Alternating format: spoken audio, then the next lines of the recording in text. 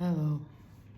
um, I wanted to know, you know, well, I know that can you find love after 35? Can a woman, a black woman, find love after 35? And the answer is yes. Um, like I always say, there's nothing impossible with the Most High. Okay? There's nothing impossible with him. When you serve Yahweh, and you have to remember, he is the highest of high power. It's the highest, meaning he's over Satan and everything else. So when you serve the Most High, you get a prayerful, repentant life, meaning that you're not doing the sins of the past. The Most High can definitely bless you. That you're sitting in an upper class situation, that what a regular person would be dealing with, the Most High has favor on his children. And so that's where you sense the jealousy and the envy and the hate that you see all through the Bible, or maybe it's in your life if you're a righteous woman of Yah, or sir. So what I was saying is you can't let other people influence you on what you can do. Because if they're not serving Christ the way they should be serving it in his eyes, because we all have our different way, how he wants you to serve it. We're all doing the 10 laws and commandments of Christ. We're not getting rid of that, but we still have his way that he go about us. We're all unique. So how I might get it, you might get it in a whole nother way. So that's what I'm trying to say. So the better way of understanding, and I'm just saying, because I love Yah. He's my redeemer, he's my confidant, and I'm gonna always advocate that want him. And so excuse my shirt. But I'm just saying, when you serve the Most High, he has things for you stored up that others don't. You know what I mean? It's just like when you work a job. You've been on your job 5 years, and then you got a person that barely been there 6 months. You're gonna have more of the favor. But the thing about it with the Most High, we're all for the kingdom of Yahweh. If you just came into the Christ for 6 months, you still get the benefits like the person of 5 years. That's the beauty of it. So that's what I'm saying, that not to be discouraged. Me, myself, I've been divorced for over a year. And before that, it was about 13 years that I've been with my ex-husband. And I dealt with a lot of him being sick, having schizophrenia, diagnosed, and also dealing with the targeting of someone, his sister, trying to misuse me. And this is why I'm homeless today, trying to take my house and my kids. So when you have all that going on, you wonder, should I even get involved with a whole nother person? And that's something that you would take with the Most High, because when you let the Most High do the work for you, he's gonna do the work for you. You're not just out there on a whim, trying to be seen in the shopping malls and say, hey.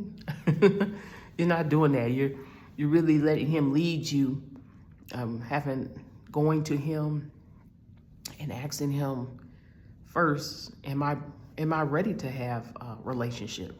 Because some of us, we need some therapy. If you've been targeted, you may need some therapy, or you might be one of the Shadrach, Meshach, and Abednego where you saying, yeah, that was tough, but I'm okay.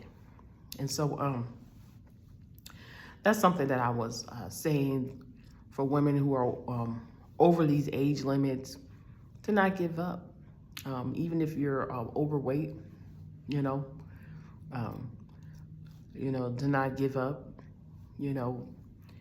It's all about having everything in order when it comes to the weight. Because I was almost 260, and so it literally took time for the Most High to finally say, I got to work on you on the inside first before I do the weight. Because I was walking on my treadmill for 2 hours a day and little to no food, and I still could barely lose the weight. And it took me to get all the way around it by learning how to fast, that the Most High showed me how to lose the weight. And, you know, if it wasn't for the fast, I wouldn't even care about vegetables, because I thought, well, I come from the South. My family comes from the South, and we believe if it ain't no meat in there, we ain't eating that. You know, I'm no vegan, so, but I understand when doing a Daniel fast, it helps clarity in reading the Bible of Daniel, when he took 10 days and he had to prove to Nebuchadnezzar. That, you know, that this could be done. And that's what I'm saying. When you have things like injustices and things like that, you know, you're believing that, you know, oh, they're not going to hear us. You know, you're a righteous person. You say you saved and set free, delivered. And you're saying they're not going to hear us. And the Most High will hear you. If you're doing what you're supposed to do, they did Daniel. Nebuchadnezzar was listening to astrologers and enchantment people and all these things. And, you know, back in those days, they would behead them. And so if you got it wrong, they behead you. And that's where Daniel came in, and he was able to tell them about, you know, I can interpret dreams. And so when you have that going on, you're confident in the Lord, and the Lord is approving of it. You know, he's giving you that. You can plead your petition before these kind of people, you know, because some people say, oh, I don't want to work with them because they're not righteous people, you know. But, you know, he uses us to influence. And even King Cyrus was not a Christian. So I'm just saying that when you're falling in the laws and commandments of Yahweh, and you have something going on, you know, you can petition your case amongst those who are in the world. You know, you can't be afraid. And so that's what I'm saying about the Daniel fast. The Daniel fast was something that he had to prove, you know, by doing it, not just saying it. He had to do it. And in 10 days, he was smarter than those who took, I guess the other guys were eating delicatessens and wine as their fast. So, you know, he was 10 times wiser. And the Bible says one wise person was powerful to 10 rulers of a city. So I'm just specifying the Daniel fast, not getting off track. The Daniel fast and eating fruits and vegetables and grains, and like it'll help a lot. Before that, I would never do any of those things. I just eat salad. But I realized in the vegan world, they have a lot of stuff. You know, they've changed. But, you know, it's something that you can do, you know, to help yourself lose weight. So the Most High was showing me how to lose the weight. And, you know, you want to be your best woman. You know, you never know what might happen here on earth, you know, and you want to have yourself in shape. And that's the only thing I would suggest it. I'm not saying it to look better than everybody. But, you know, those things are going to come when you get the knowledge. For me, the knowledge also was understanding that if I'm not losing weight, there's a vitamin deficiency. I was low on magnesium, and just as sure as I got on there, it was, you know, my body, you know, you gotta, you know, the doctors don't always tell you this because it's gonna save you money, but but when you do the research and you figure out, you know, drinking more water, it wasn't drinking the water. I was drinking the water. It was more of, I needed magnesium.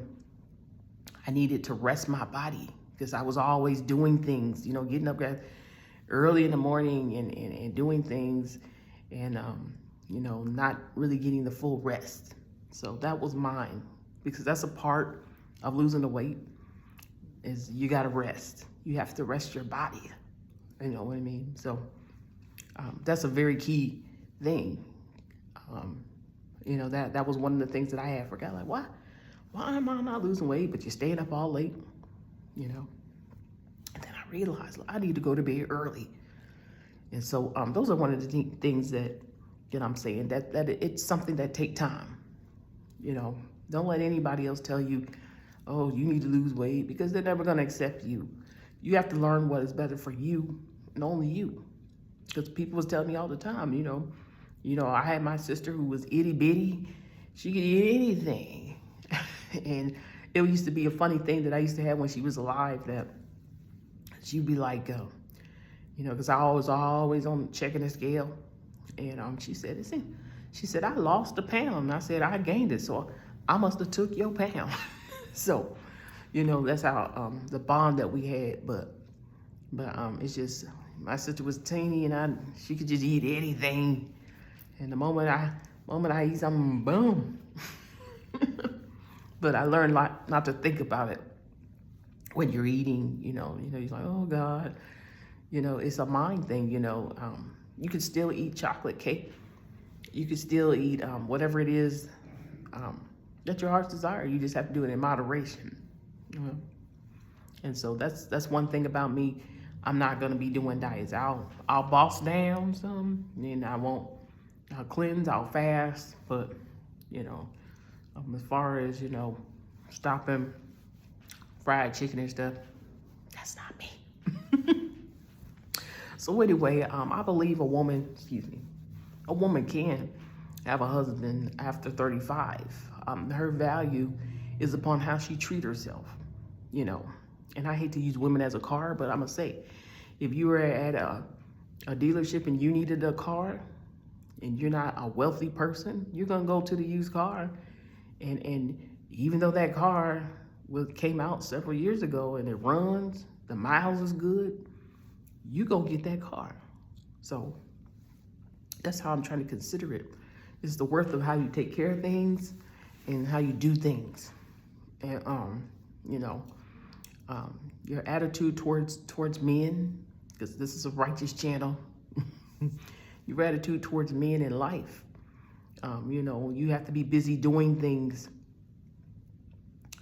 before you're meeting that man. Meaning, take care of your home. You know, if you have children, being in their life, and not to be so clingy. You know what I mean? Excuse me. Don't be so clingy when it comes to these men. You know what I mean? You know, they like to have their space. You know what I mean? You know, no, as long as you know in these things, excuse me, that's allergy season, so, you know, so, you know, those are things that I'm just saying, you know what I mean? You have to use discernment on the man that you're trying to talk to or try to be with. And when you're trying to be with him, and you're over the age, you know, if you're taking care of yourself, who cares? You know what I'm saying? Hey, I'm damn near almost 50. But here it goes, you know. I'm old enough to be your mama. Get out of my face. You know what I mean? You know. So, you know, it depends on how you carry yourself and how you feel about men. You know what I mean? Because some women, they've been through so many bad relationships that they spread all that bad energy to other women and say, just leave men alone.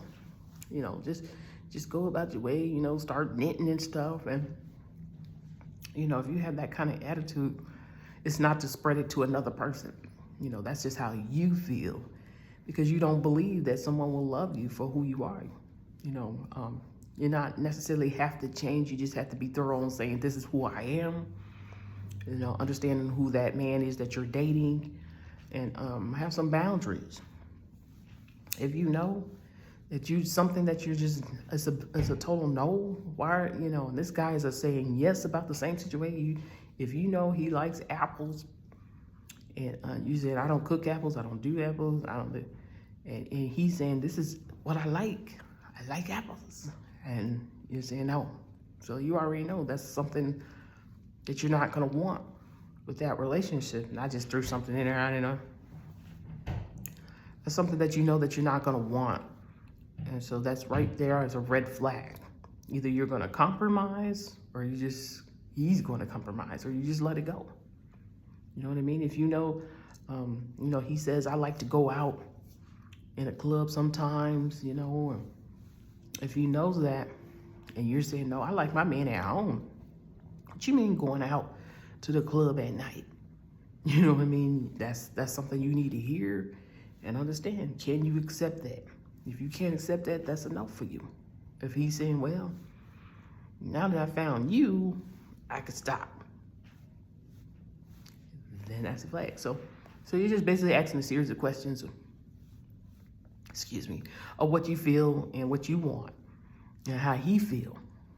And so when you have that, you can find love. But I'm just saying, when you serve the Most High, it's there. He can give you your divine selected. If you be patient and wait, he can give you a divinely selected person that you don't have to search. He's going to bring that person to you. And so that's why I always say that you should serve the Most High. You always should serve the Most High, because he can cut certain things that you don't even have to deal with. And that's what I just would advise women who are older. Be open to certain things, you know what I mean?